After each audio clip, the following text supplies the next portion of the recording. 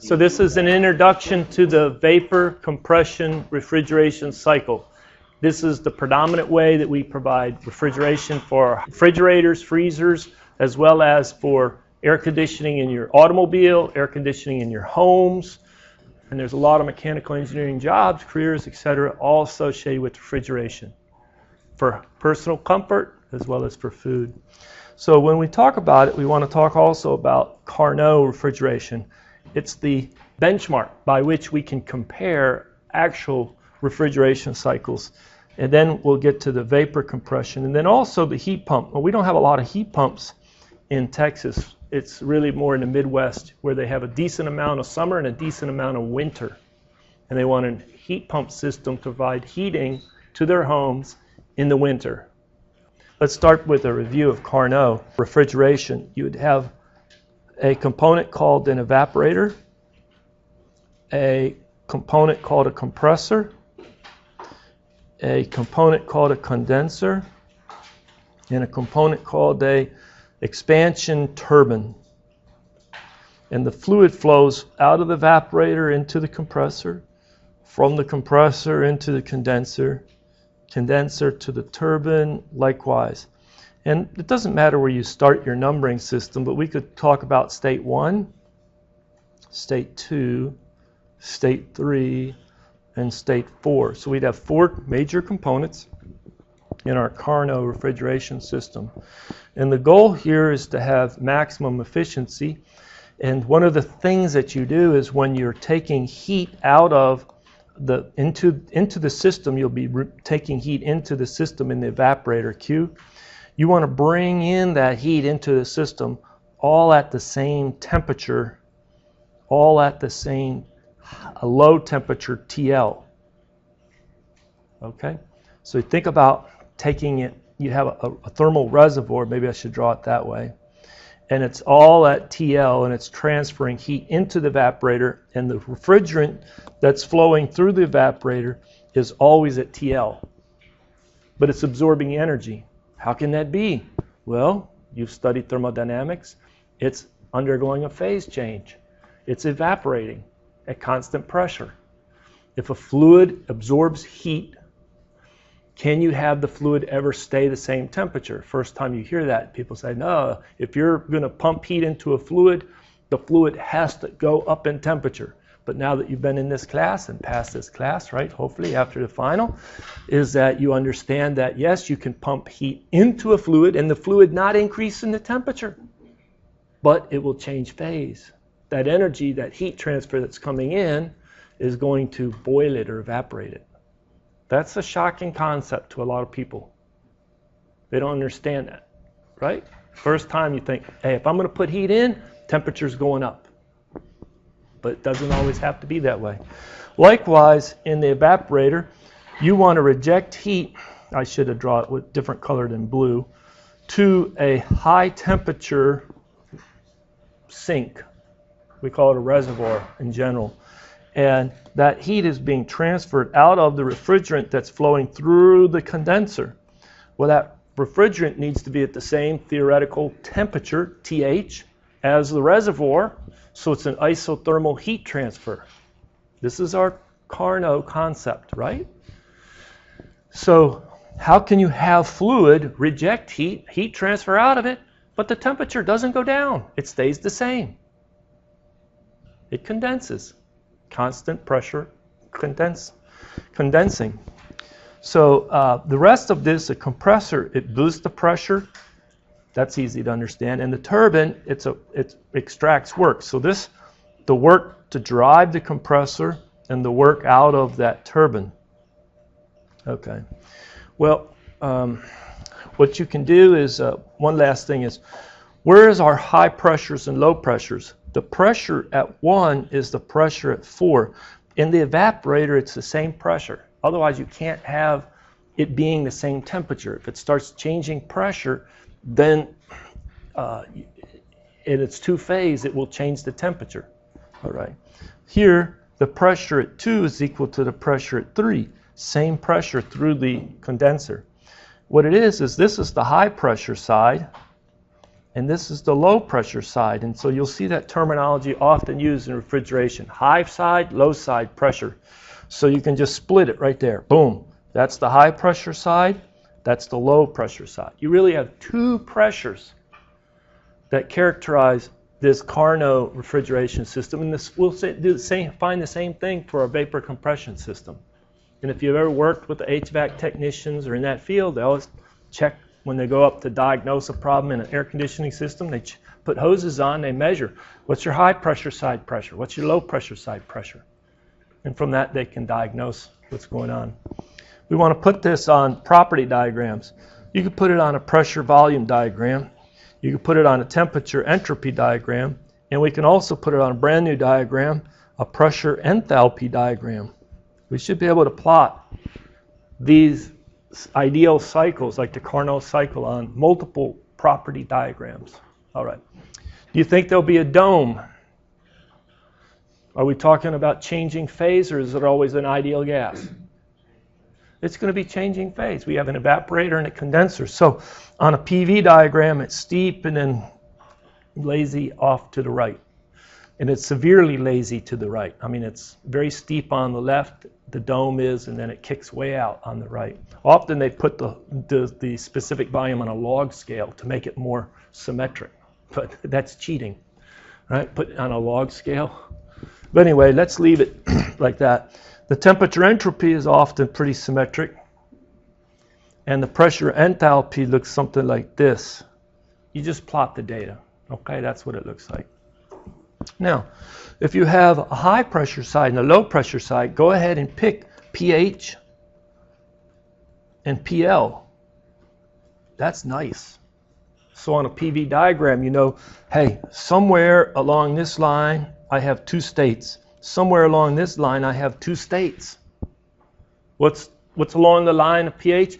It would be states 2 and 3. And then along the line PL, states 1 and 4. You know, you could do that for the pressure enthalpy diagram. That's why the pressure enthalpy diagram is most popular in refrigeration systems. Because look at the y-axis. I have a high pressure, a pH, and a low pressure, PL. And I have two states that are out somewhere along this line, along that line, right? Again, let me emphasize, which states are all on the high pressure? 2 and 3. I didn't say where. We're going to figure that out. And then low pressure, 1 and 4. Okay? All right. How about the temperature entropy diagram? Well, suck it up and draw a line of constant pressure. 2 of them, okay? I didn't draw this that well, but let me try and draw it. Here it is. Here's a line of low pressure, PL. And here's a line of high pressure, pH. Okay? So there's your 2 lines of constant pressure. Should I have drawn them as blue so that they are consistent with the other diagram? Sure, let's do that. Let's draw them blue. Down, cross, down, depths like this. There.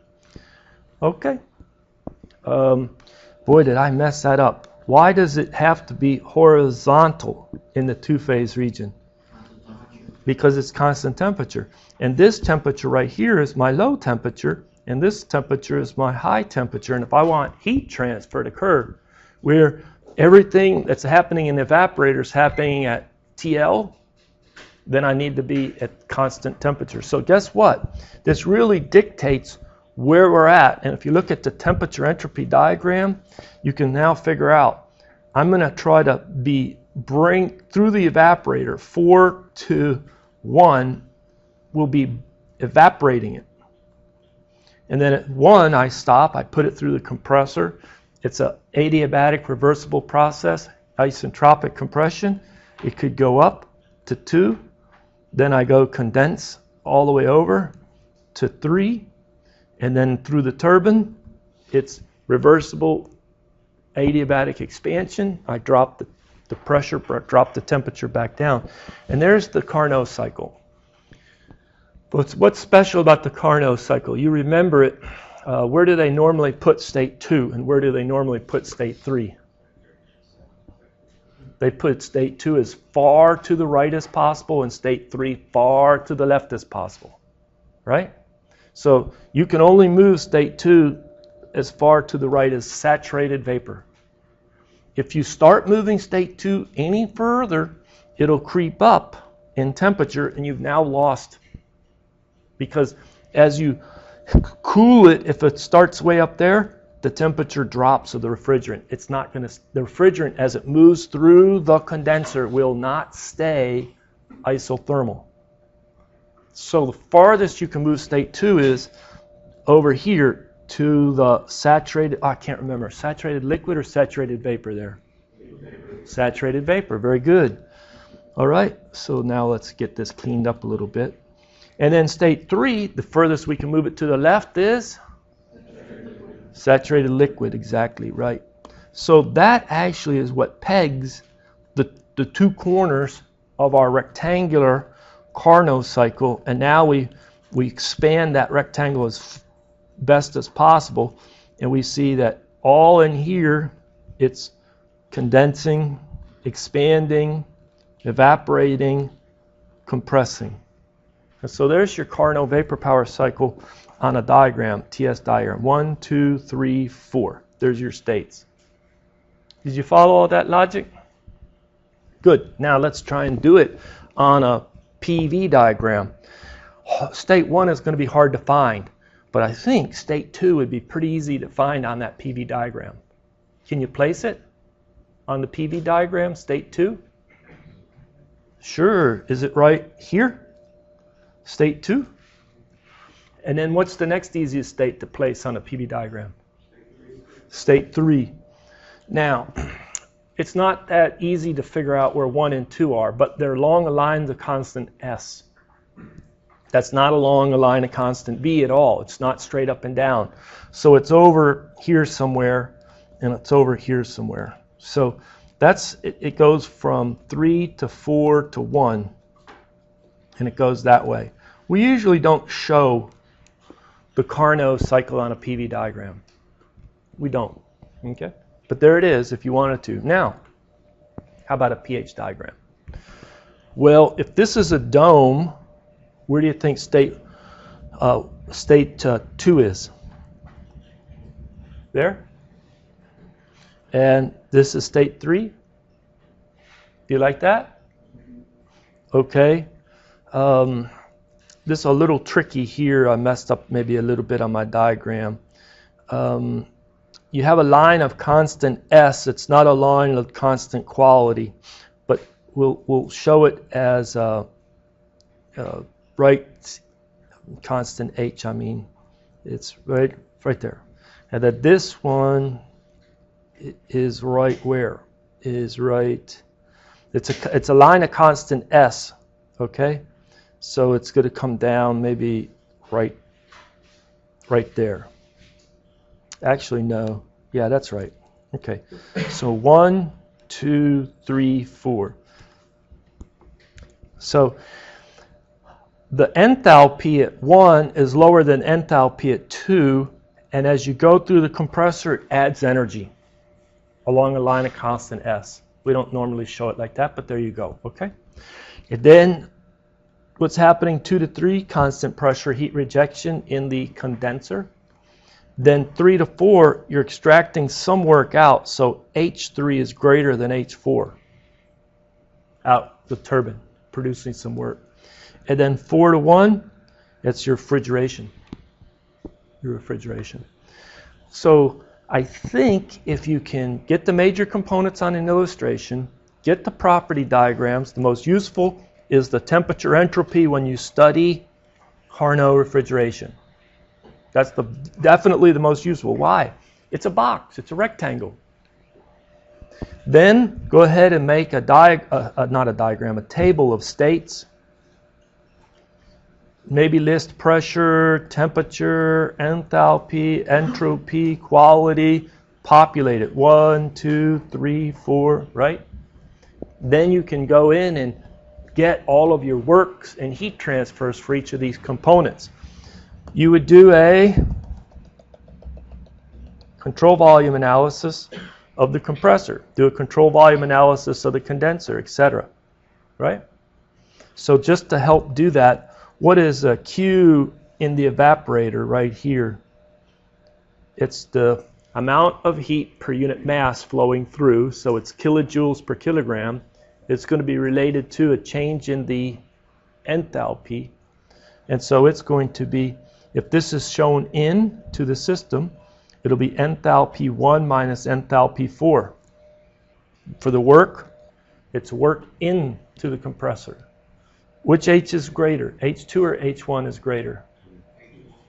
H2 is greater because it's work, after the compressor, there's more work in the fluid. There's a higher enthalpy in the fluid, H2 minus H1. How about now a positive Q out of the condenser? So let me get rid of this up here and write Q in the condenser. Which H is greater, H2 or H3? H2 is greater. It has more energy because you're now going to be removing it by heat transfer out. It'll come out saturated liquid at state 2, or at state 3. So it's H2 minus H3. And then the work out of the turbine, it's out of the turbine, positive WT. It'll be H what? 3 minus H4. Probably what I do in my own mind, I say, which one of these H's are greater across each component? So as I go from 1 to 2, H increases. From 2 to 3, H decreases. From 3 to 4, H decreases. And then 4 to 1, H increases. Make sense? All right. Then you can make some performance metric calculations. What are some of the performance metrics for a refrigeration cycle? Coefficient of performance for refrigeration. Well, for Carnot, it'll work out to being Tc over Th minus Tc in absolute temperatures. But if you didn't know that, you could just compute it as what you desire, QL, over the net work in, which is, right? Right? So that would be the coefficient of performance for a refrigeration cycle. The cousin to the refrigeration cycle is heat pump, COP of the heat pump. I could have the same fluid, the same evaporator, condenser, turbine, compressor, every component's the same, pressure's the same, running the same, and I would call it now a heat pump. And so the heat pump is, what's different is not the denominator, the work in is the same, but what's desire, what do I want out of it? Is QH. And then what's the difference in the units, numerically, not the units, but what's the difference between the COP of the heat pump and the COP of the refrigeration cycle? I add one to one and I get the other. I add unity to one and I get the other. Do you recall? So the COP of the heat pump is 1 plus the COP of the refrigeration system. You can work that out, and we did work it out. I encourage you to work it out again, okay? Well, what is the maximum performance of the Carnot refrigeration cycle? We did work that out. The COP refrigeration maximum is because it's Carnot, that's another synonym for maximum, is the temperature cold or low minus temperature high minus temperature low. True? And then we worked it out for the heat pump. The maximum, it's TH divided by TH minus TL. I think right here you can work that to show what I just said about the add 1 to the coefficient of performance of the refrigeration, and you'll get the coefficient of performance for a heat pump. That'll work also for just traditional vapor compression refrigeration as well. Now we move, once we studied the Carnot, we move to a practical vapor compression refrigeration, because here are a couple observations. The refrigerant in the condenser has to be hotter than the temperature of the fluid that you're rejecting to. Often we think of you rejecting it to an outside temperature, right? Dumping heat to an outside temperature. If you are at 105 degrees, maybe today it gets up to 105 in San Antonio. you have to reject heat out of your house to maybe where the refrigerant's 15 degrees higher than that inside the coil, the condensing coil. Maybe it has to be 120 degrees F or 125 degrees F for the heat to effectively be rejected. Likewise, inside your house, maybe you want to keep it at 70 degrees F, right? Well, the refrigerant in the evaporator coil that the air that's inside your home is blowing over, it has to be about 15 or 20 degrees less than 70 degrees. So the refrigerant needs to be down in the 55 degree F range, something like that, 50 degree F range in the evaporator. Okay? So right away, we just have these temperature differences between the fluid on the outside, the fluid on the inside of those heat exchangers called the evaporator and the condenser. And that's going to be a source of irreversibility and degradation of performance.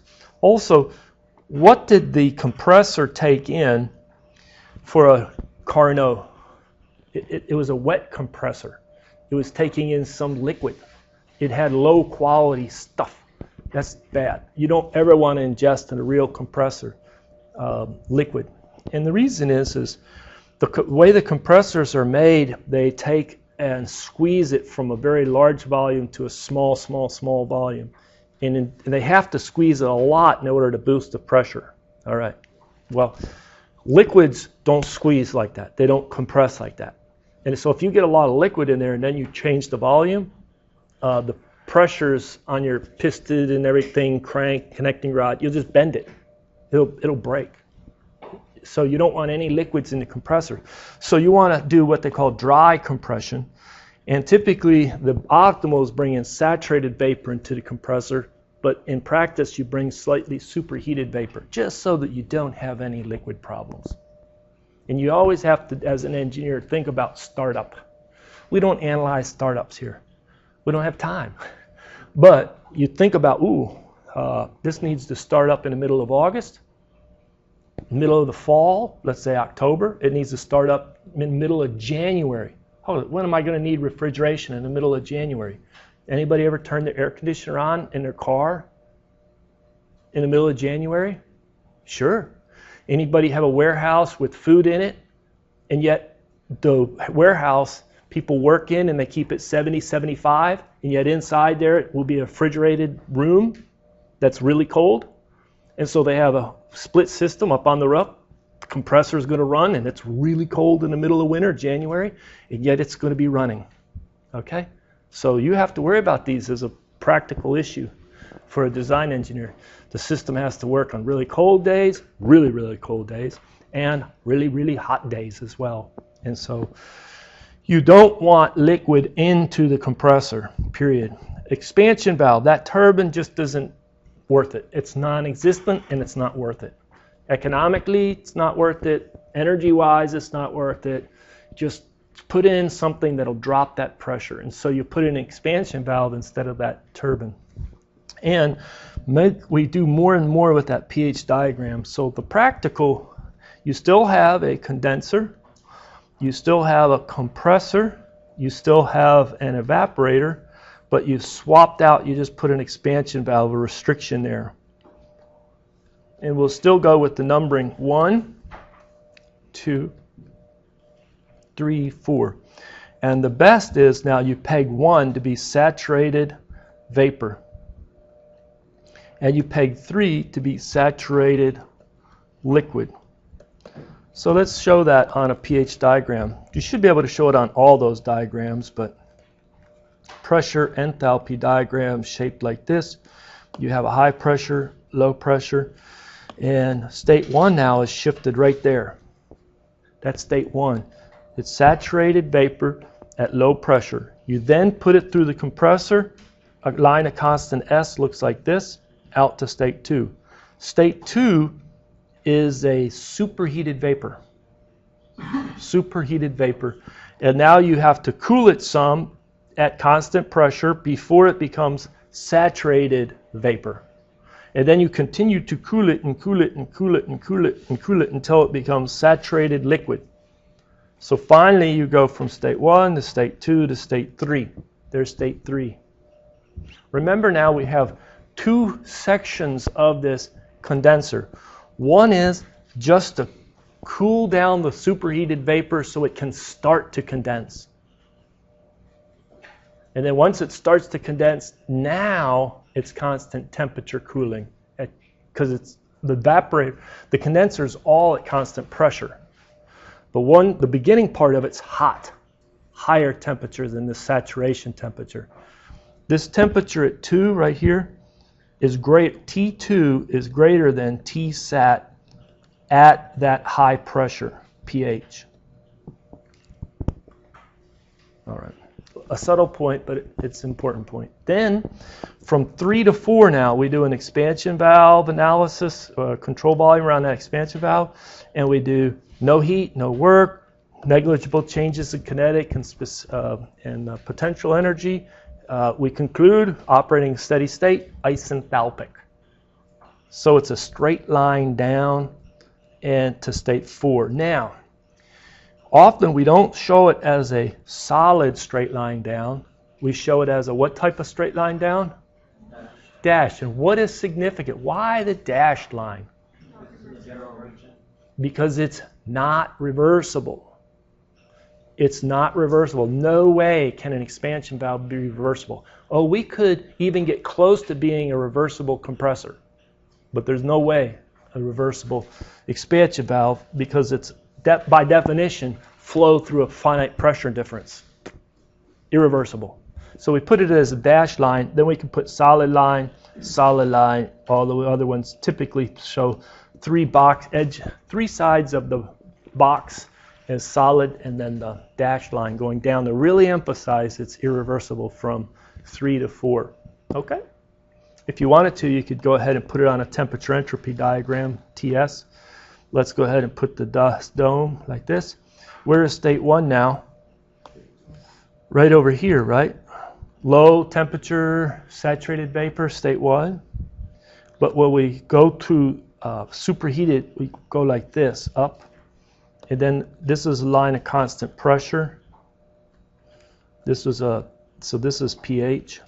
So there's state 2. And now state 3 is right there, saturated liquid. And when you get over here to 4, show a dashed line, and there's state 4. So solid line, 4 to 1, this solid, and then dashed line, 3 to 4.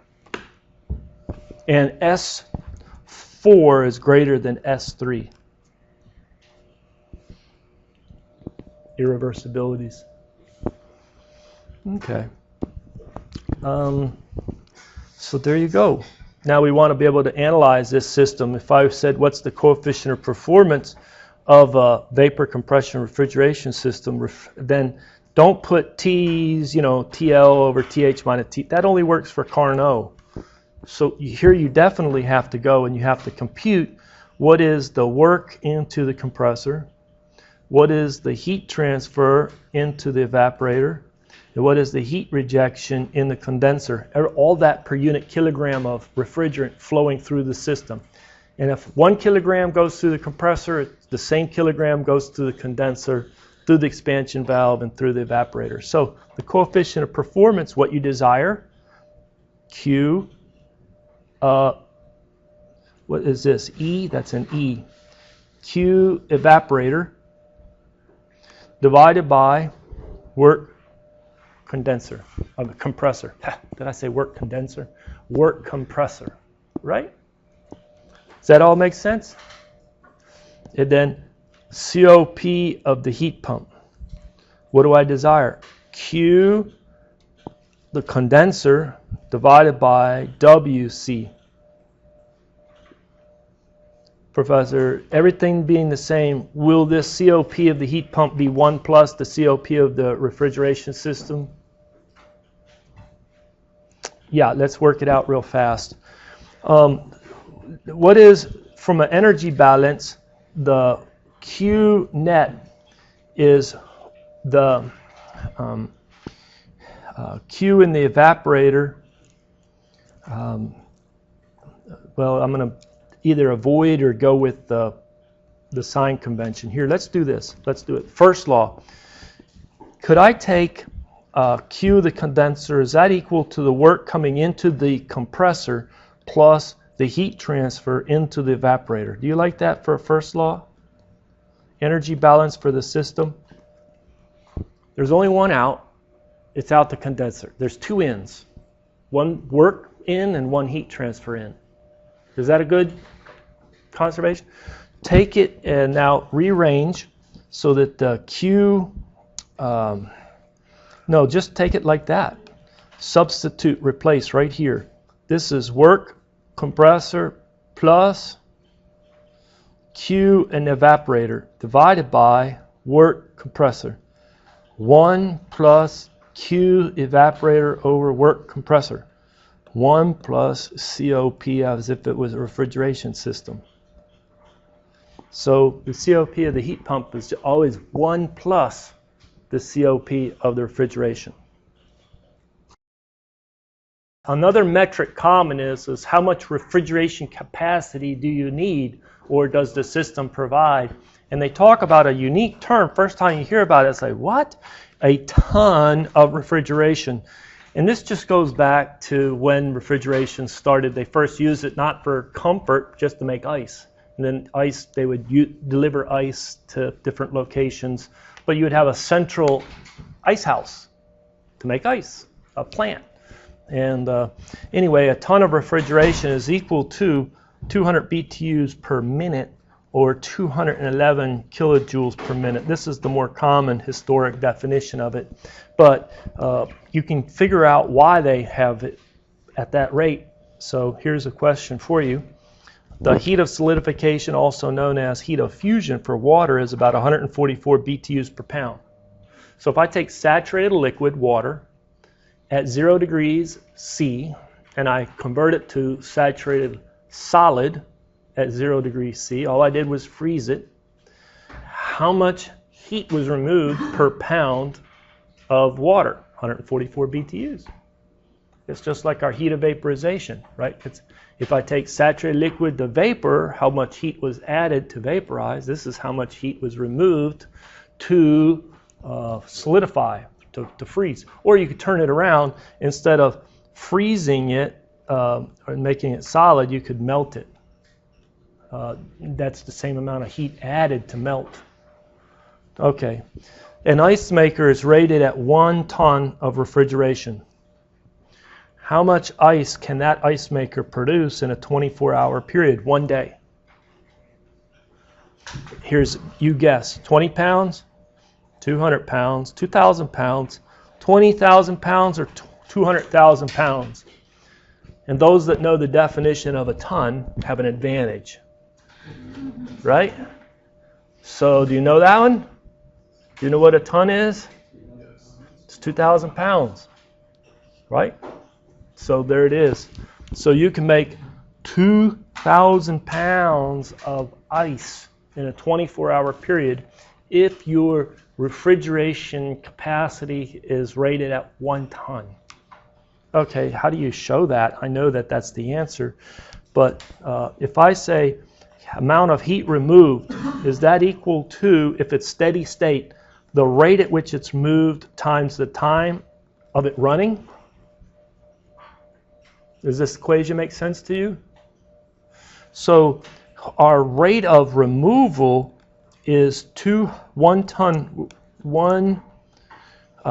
of refrigeration, okay? And 1 ton of refrigeration is 200 BTUs per minute, right? And our time of run is equal to 24 hours. And an hour is equal to 60 minutes. And so you can just cancel a bunch of units here. Minutes cancel, ton of refrigeration. And so if the system runs for 24 hours at a rate, has a refrigeration capacity of 1 ton refrigeration, that's how much heat will be removed.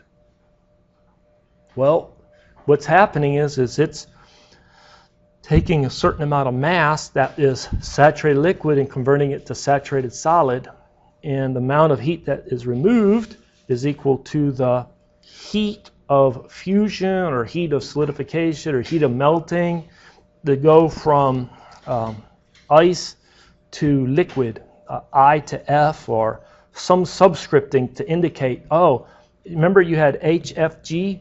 That was the heat of vaporization. We just need how much heat to go from saturated liquid to saturated solid. No, that amount. Guess what this amount is? 144 BTUs per pound. So my mass that I can freeze is equal to, if you wanted to, you just leave Q dot delta T divided by HIF, or I already started substituting numbers, but you would have, what is this, 200 times 24 times 60, and the units there are BTUs, and this is 144 BTUs per pound. And if you have a calculator, you can then run that. It doesn't look like it's going to turn out to be a nice even number. 200 times 24 times 60 divided by 144, what do you get? 2,000. 2,000 pounds. All right. A lot of these terms are, the ton of refrigeration is not going anywhere. It's too ingrained. It'll be a long time before that goes away. But some people have gotten tired of all the different tons, metric ton, short ton, long ton, and some of them have even outlawed the use of the word ton in reference to a certain amount of mass, so that the new crop of engineering students aren't overloaded with just, minutia. Like a ton over here means this, a ton over there means this, right? And you can hopefully get it straight. But so be careful. There's a long ton, but it's, I think, been outlawed, or a lot has been reduced in use. This is what we call a short ton, and forget the metric ton. Just throw it out of your mind. It's a different ton, but a lot of people just outlawed it. Don't use it, right? All right. So you can read more whenever you want. Just go to Wikipedia and you'll get all kinds of useful information. Most of it's very good. That 12,000 BTUs per hour, that's the same as the 200 BTUs per minute. That's the same rate. Okay? It's used in air conditioning, refrigeration equipment, especially in the United States. And often they just say, oh, it's so many tons. It's short, right? Like, how much pressure did you put in your tire? It looks low. How much is in there? And they say, oh, it's 15 pounds. You know it's PSI they're talking about, pounds per square inch, but they'll say something like, oh, it's 15 pounds, right? So unless you are in tune, you can get very confused. What do you mean a ton? That condensing unit weighs a ton? No, something's wrong here. It's the rate at which it can provide cooling to the house. You have a 2,000 square foot home. It's not brand new. It's located in San Antonio, Texas. You have an air conditioning system, or would like to install the air conditioning system. How big of an air conditioning system? Some of you, I know, probably get that one pretty straightforward if you worked for a contractor or anything. So you have to, be quiet here. But how big of a system do you think you need? Do you need a 5-ton unit? Do you need a 1-ton unit, a 4-ton unit, a 10-ton unit, a 20-ton unit? Anybody want to, in the front row? Okay, we have A, we have E. That's all, we're all over the map. Okay, second row. Second row. Which one? He said Y? It's not up here. No, I said 1. You said 1 ton, that's B. Okay, you'll go for D.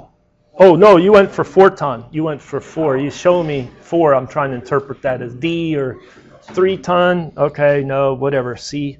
Yeah, well, it's this. Now, there are some things like this. Let's see.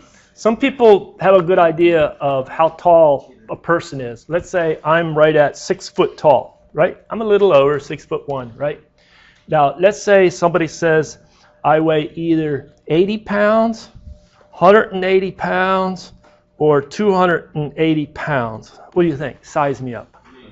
180. Got it. See? So somebody said 80 pounds, you better get to the hospital. Right? You have a problem. And then 280 pounds, you better get to the dietitian, whatever. Or you have a, you're a football player, maybe, or something, all that muscle mass on you. But anyway, you get a pretty good idea of things and numbers. But one of these is, a 20-ton unit, if anybody tried to put that on 2,000, they have a 2,000-foot refrigerator. Freezer. So anyway, but now you're going to find that some people don't like heuristics. This heuristic is you need a ton of refrigeration for a 500 square foot home. And that's not super insulated, not the super R values in the walls, windows, and the roof and ceiling and all that, and the slab. It could be insulated. Up north they do, down here they don't. But that's 200 square foot of living space. 500 square foot of living space needs about 1 ton. Now some people, they go, well, you need a really detailed energy, blah, blah, blah, blah, blah. Go for heuristics a lot of time. As a good engineer, learn your heuristics and rules of thumb, and you'll be better off, right? Otherwise, you'll be sitting there and you'll specify, you'll say, well, let's see, for a football player, they're usually 6 foot tall and about 80 pounds. You'll come in with some weird number. It's like, no, something's off, right? So, and then also, maybe you can get a 3-ton unit. Maybe you can get a 3.5-ton unit. Okay, I don't think you can get anything between. Do you know? This half a ton, or like the increments of the smallest increments. And then they start getting like 7.5 ton, and then it'll jump to 10. Well, no, I'd like an 8.3 ton. It's not there. The other thing is the system now modulates so well. They have variable frequency drives on the compressor, on the fans and everything. It can accommodate, it can very easily. It used to be, and most of your systems still out there are just hard on, hard off. Chunk, it's on, chunk, it's off. You ever heard a compressor kick on and off at your house? Right? Well, now they have more mellow blending. The engineers have worked a lot on them, and they can be on at part load, which is a lot better. Now, you have to be careful because in the evaporator coil, you don't want part load there because then you'll get cool, really humid air. But there's too many issues to talk about. Good area for work for a lot of mechanical engineers, but don't underestimate a good rule of thumb, a good heuristic, okay? And there's one that'll help you. Because once you pass this class, I'll mention this in Thermo 2, what do you do over the break, right? You go home, there's your grandmother, there's your aunts, your uncles. What are you doing? Oh, what are you studying? Oh, what did you learn in that class? As soon as they figure out anything about thermodynamics, they have a problem with the air conditioner in their car, and guess who's going to help them fix it? You. You're now the living expert, right? You're the free expert. And so they have an air conditioning problem in their home. You. Come on out. Here, help me diagnose this. That's true. As soon as you learn anything about an engine, and you study an internal combustion. I have a knock on my car. I have a problem with the check engine lights on. Can you tell me why? All right, let's solve a problem. So refrigerant 134A is a working fluid in the vapor compression refrigeration cycle. The evaporator temperature is -8. So the fluid going through this evaporator right in here is all at -8 degrees C. You can look up PSAT, the saturation pressure, at -8 is around 217 kPa. Okay? It's still above atmospheric pressure. If I took an ice pick and I went in there to the evaporator and I poked it, would the refrigerant gush out? The refrigerant would gush out. Okay? And there used to be where you didn't have frost-free refrigeration systems, and then people would get anxious. They'd open up the door and let it all melt naturally. Very rare does a student understand this now. But some students will understand it, okay? Old system, and then they would get tired of waiting for the ice to melt and then remove it. And so you'd get a knife or a pick, and you go in there, and then you found out right where the evaporator coil was when you popped it. And it'll be, so don't blow it into your eyes. It'll blind you, okay, mess up your eyes, that refrigerant. And anyway, it gushes out, and you now have to throw the whole thing away. But everybody now has frost-free, right? How many people have to defrost their refrigerators and freezers? Nobody. See, it's old school. Used to be, that's what you had to do. Now, the saturated vapor enters the turbine, so it's saturated vapor at state 1. And saturated liquid exits the condenser. So this is saturated liquid over here. It exits the condenser, and it's at 36 degrees C. Well, if I can determine the condenser pressure and the saturation PSAT at 36 degrees C is 911 kPa. So you can see the high pressure and the low pressure. The mass flow rate is given, 5 kilograms per minute. Determine the rate of heat transfer to the refrigerant passing through the evaporator. So we want this Q dot L, which is specific L times the M dot. And that specific L is equal to H1 minus H4. Then we multiply by M dot, we have our answer of interest. H1 is pretty easy. Isn't that H of G at that temperature of -8 degrees C? Saturated vapor. Okay, how about H of 4? How do I get H4? H4. It's equal to H3, isenthalpic expansion through that valve. How do I get H3? H of F at 36 degrees C. This problem's easy, right? Bingo, bingo, bingo. All right. Now, what about part B? The net power input to the cycle. W dot net into the cycle is going to be M dot times WC, this work of the compressor, which is M dot times H2 minus H1. H1 we have and M dot we have. What about H2?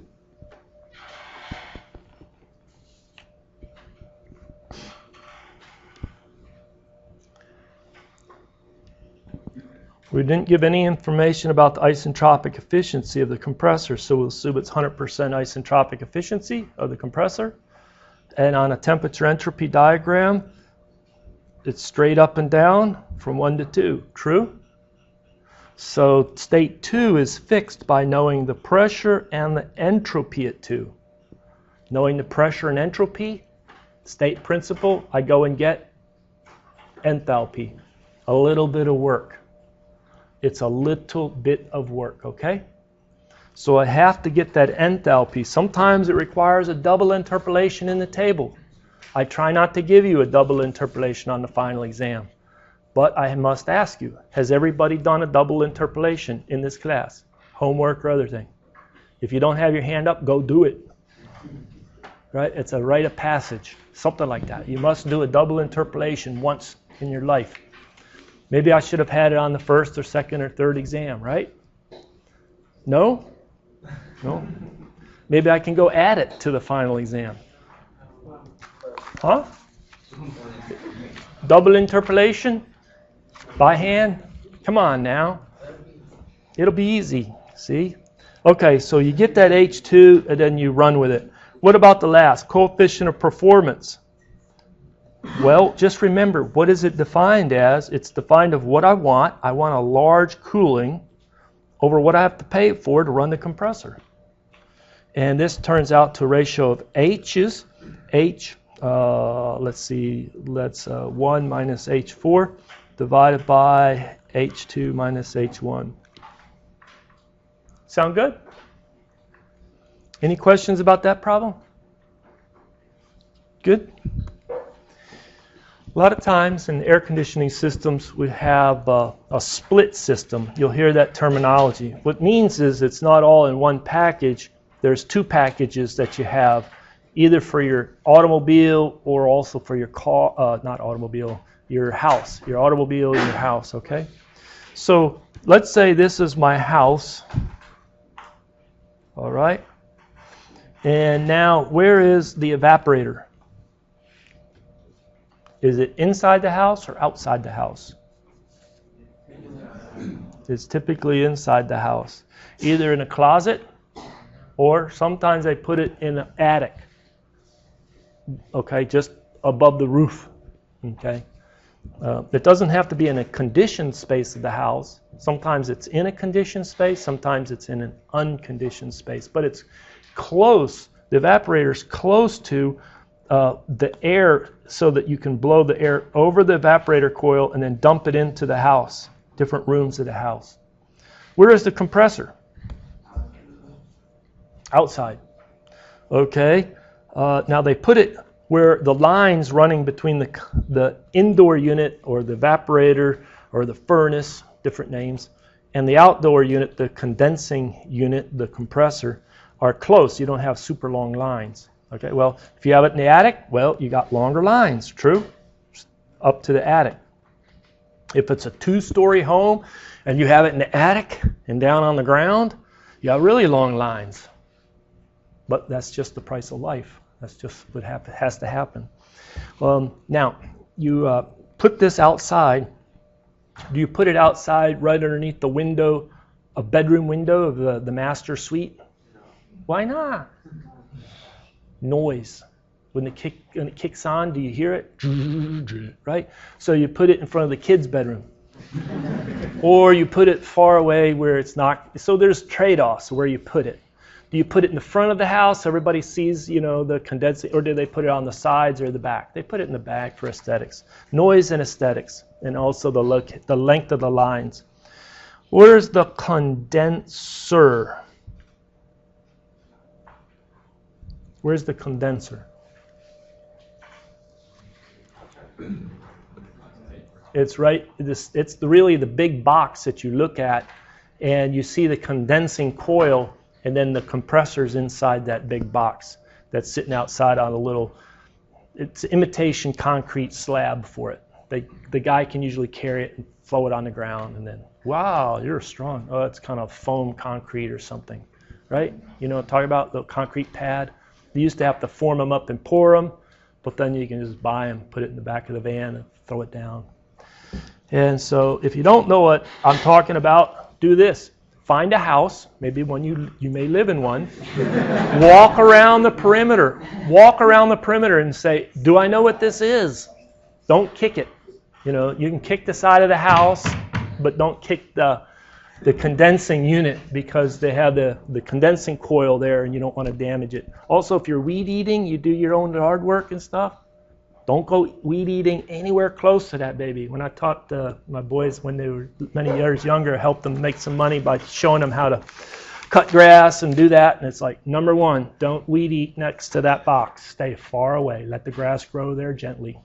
Take liquid weed eater and go, or weed killer, just spray it and be done with it. Otherwise, you bite into that with a good strong a weed eater, you just bought yourself a $2,000 air conditioner. True. Anybody know anybody that did that? Anyway, all this free education you're getting. Well, it's not free. How about the heat pump? Where's the evaporator? Here's your house. Put a roof on it so it don't rain and sheds the rain. Evaporator. Okay. Where's the compressor? Keep it outside. Keep it outside. And the condenser. Condenser. How about this? I pause and let everybody answer that for this heat pump system, okay? You answer these questions. All right, ready to finish it up? So, where do we leave the compressor? Why? Noisy. All right, and also whatever. Now the evaporator, that's where the heat's going to be coming into the refrigerant, into the system.